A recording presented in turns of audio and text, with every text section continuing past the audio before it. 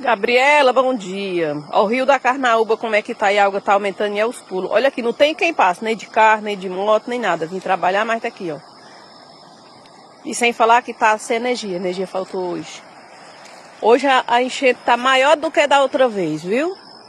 Hoje não tem condições de ninguém de Mombaça vir pra cá, nem canto nenhum, nem daqui pro posto, porque tá lá, ó, o pobre do Josival do outro lado, sem poder vir. E eu aqui pra poder atravessar não posso.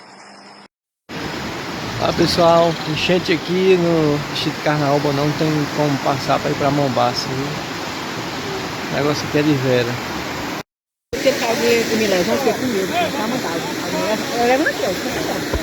Foi?